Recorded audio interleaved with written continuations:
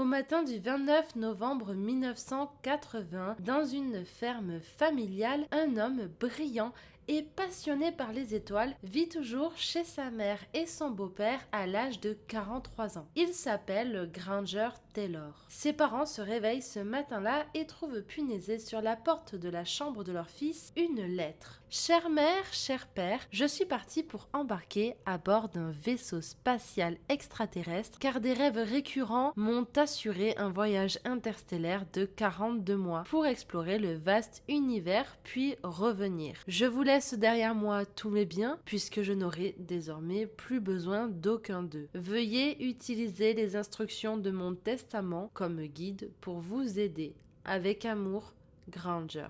Au dos de la lettre, un dessin, celui d'une montagne qui est juste à côté de la ferme familiale et au-dessus une croix, comme dans une carte pirate par exemple pour indiquer un emplacement. Les parents, paniqués évidemment, commencent à fouiller la maison en quête d'indices. Et très vite, ils remarquent qu'il manque des bâtons de dynamite. À savoir que ça n'a rien d'étrange pour cette famille d'avoir des bâtons de dynamite, puisqu'ils s'en servaient pour déraciner les grosses souches d'arbres qui pouvait y avoir sur leur terrain. Alors, inquiets, ils décident d'appeler la police. Heureusement, la disparition fut prise au sérieux et l'enquête commence tout de suite. On va alors fouiller les bois, la maison familiale, mais aussi les montagnes environnantes. Mais rien ne sera trouvé, c'est comme si Granger Taylor s'était volatilisé. À partir de cette nuit-là, il ne sera plus jamais revu. Mais alors, où est-il allé? Qu'a-t-il fait des bâtons de dynamite? Et surtout, est-ce qu'il est vraiment allé rejoindre les extraterrestres? Avant de tenter de comprendre cette disparition mystérieuse, intéressons-nous à Granger Taylor. Il est né le 7 octobre 1948 sur l'île de Vancouver. Et son enfance a été marquée par le décès de son papa qu'il a perdu très tôt dans une noyade. Puis, il grandit avec sa mère Grace et sera rejoint plus tard par son beau-père Jim. Très vite, il va montrer des capacités hors normes. À 12 ans, il restaure seul un moteur retrouvé dans une décharge. À 14 ans, il reconstruit une Ford Model T. À 17 ans,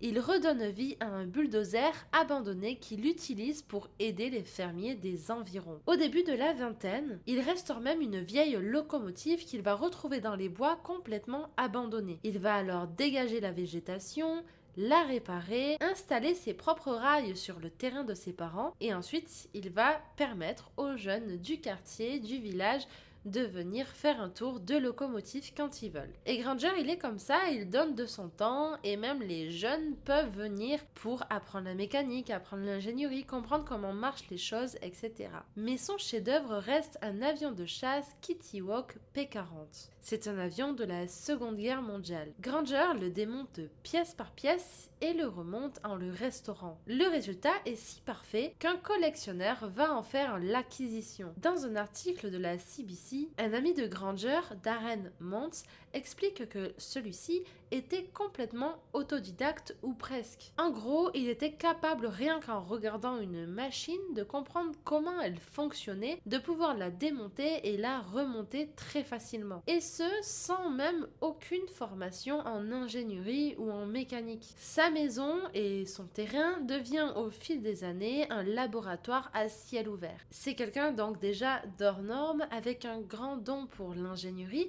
et au niveau personnalité, c'est quelqu'un de calme, d'introverti et de timide. À la fin des années 70, il va se passionner pour les ovnis et les extraterrestres, si bien que dans son jardin, il va même construire son propre vaisseau spatial. Sa sœur et ses amis vont raconter que cette soucoupe a été construite avec deux grandes antennes paraboliques qui étaient initialement installées sur le terrain familial. Et dans son vaisseau, il y avait tout le confort. Il y a même installé un lit et un poêle à bois. Il aimait s'y retirer pour lire ou encore pour écouter la radio. Et son intérêt pour l'espace s'est encore intensifié lors de la sortie de Star Wars en 1977. Et c'est à cette période qu'il va commencer à parler d'un dispositif radio qui lui permettrait de communiquer avec les extraterrestres. Et ce dispositif lui a été inspiré directement de ses rêves. Pour comprendre ce qui animait Granger, il faut se replonger dans l'époque. Les années 70, c'est l'âge d'or pour les ovnis. C'est en 1947 qu'un objet mystérieux s'écrasait près de Roswell au Nouveau-Mexique. Mexique. L'armée américaine avait d'abord parlé d'une soucoupe volante avant de se rétracter très rapidement. Ils vont ensuite évoquer un simple ballon météo. Mais pour beaucoup, le doute est déjà semé. Dans ce contexte, la zone 51, base militaire ultra secrète du désert du Nevada, devient l'objet de toutes les obsessions. Créée dans les années 50 pour tester des avions espions, elle est à ce moment-là la cible de toutes les théories du complot. Vaisseaux récupérés, extraterrestres disséqués ou encore technologie avancée. Le mystère reste total et l'accès y est interdit et surveillé 24 heures sur 24. La zone 51 va donc alors devenir le fantasme de tous les passionnés d'OVNI. À partir de là, partout dans le monde,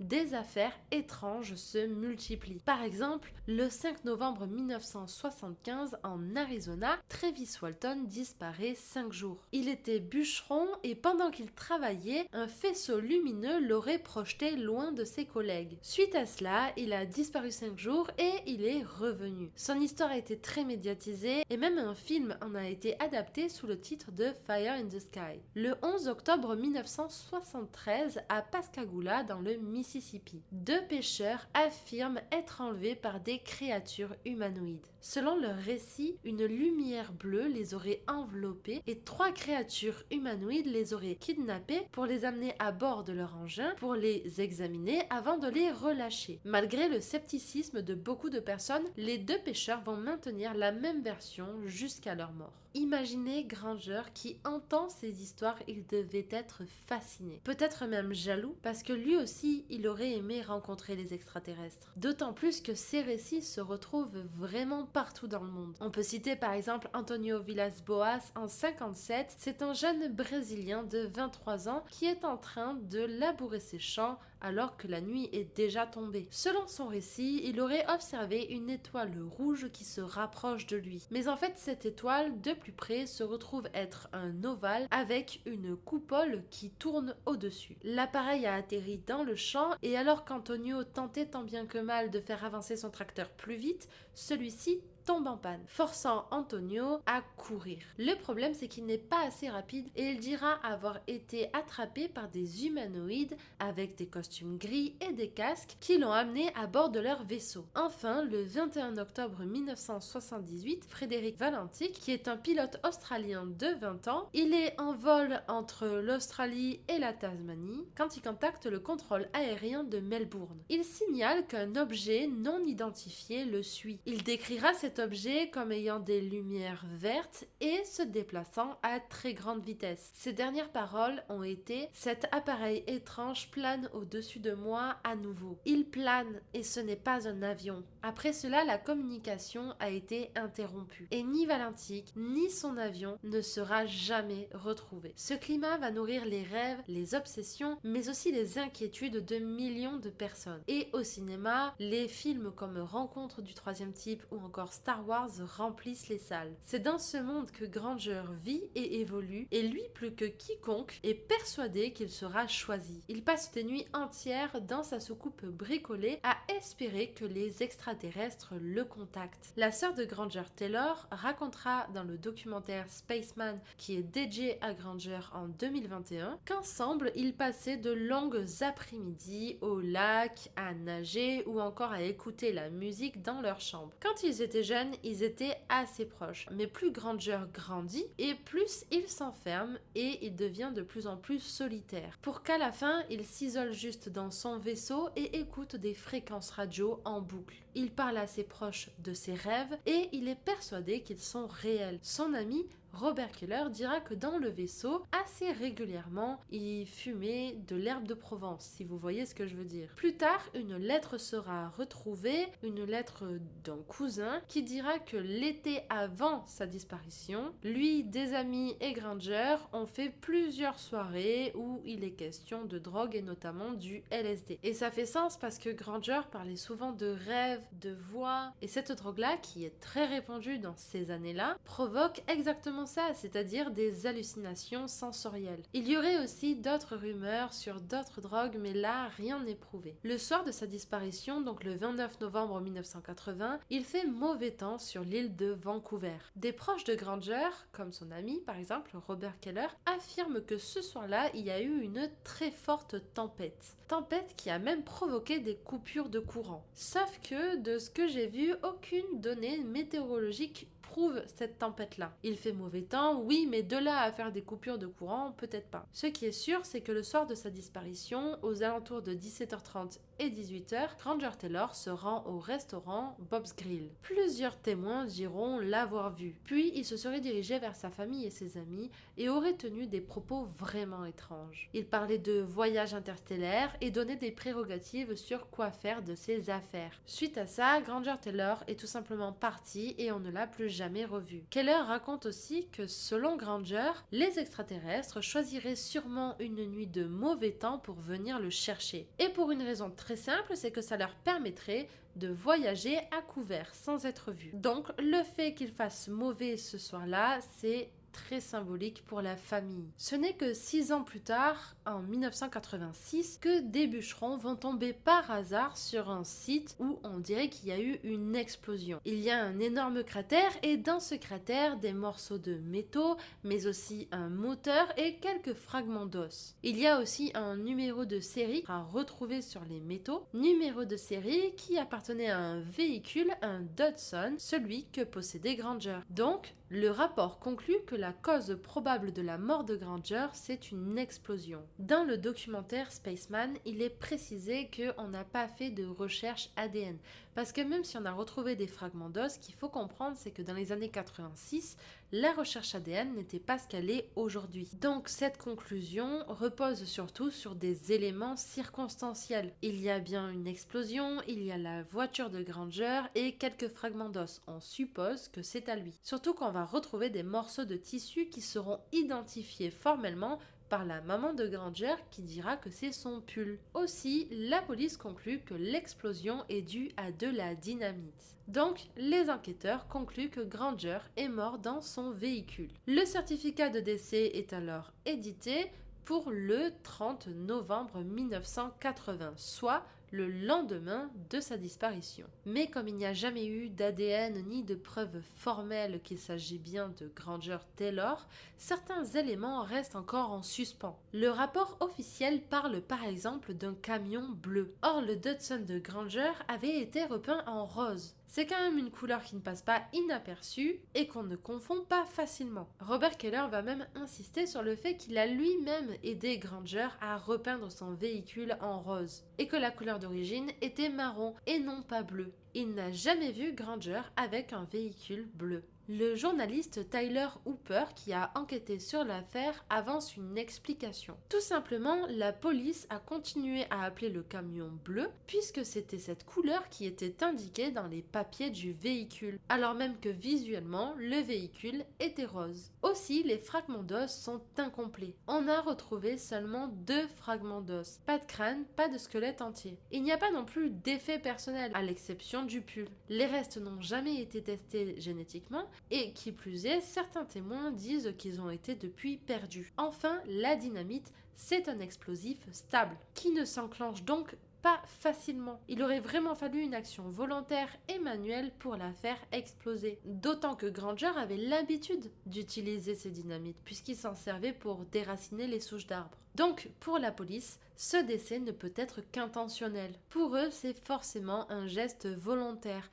Mais alors, pourquoi? Est-ce qu'il s'agit d'une mise en scène? Est-ce qu'il s'agit d'un suicide? Ou est-ce que c'est quelque chose qui est encore plus mystérieux? Pour les proches de Granger, cette disparition est bien entendu difficile à accepter et sa santé mentale revient assez régulièrement. Certains avancent qu'il souffrait de schizophrénie paranoïde, d'autres qu'il était délirant. Pour son ami Robert Keller, l'interprétation du suicide ou de la mort accidentelle est inacceptable. Granger, selon lui, était non seulement lucide mais aussi brillant et posé. Keller dira même que mettre fin à ses jours n'était pas dans sa nature. Il reviendra également sur les derniers jours avant sa disparition et il dira que Granger n'avait pas peur, au contraire, il était excité, un peu comme un enfant qui va partir en voyage. Il lui aurait dit « Je ne peux pas t'emmener avec moi, tu n'as pas été invité ». Mais il a promis qu'il reviendrait le voir et que si entre-temps il était décédé, eh bien il irait voir sa tombe. Le rapport du coroner parle de blessures massives dues à une explosion.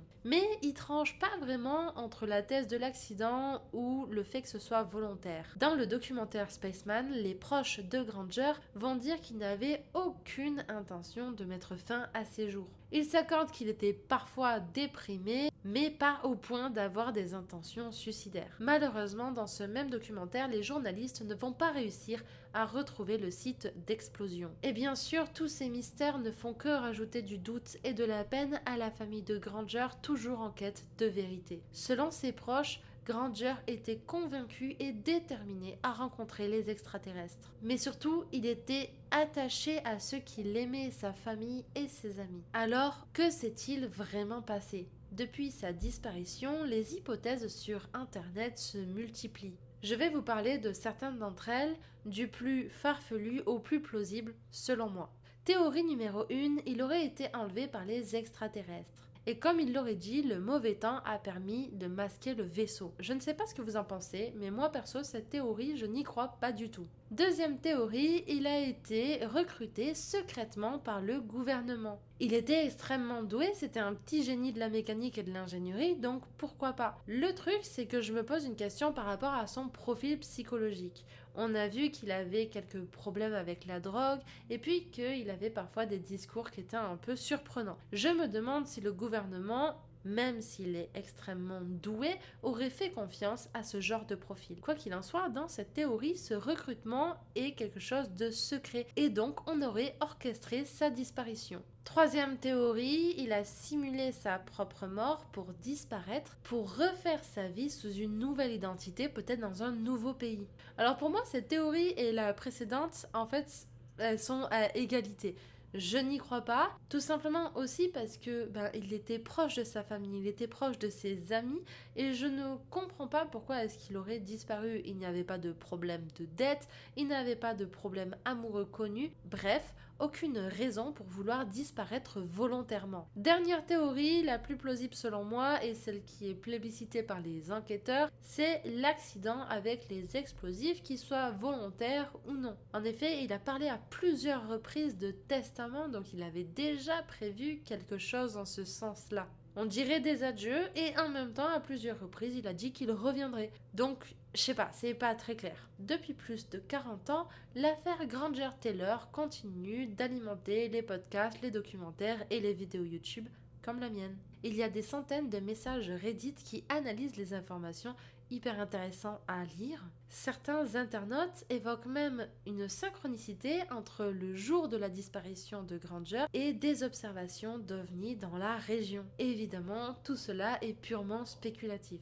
Aujourd'hui, sur l'île de Vancouver, dans la maison familiale, rien n'a changé. La chambre de Granger est restée intacte, le lit est fait et les objets sont restés à la même place, comme si la famille de Granger attendait encore aujourd'hui son retour.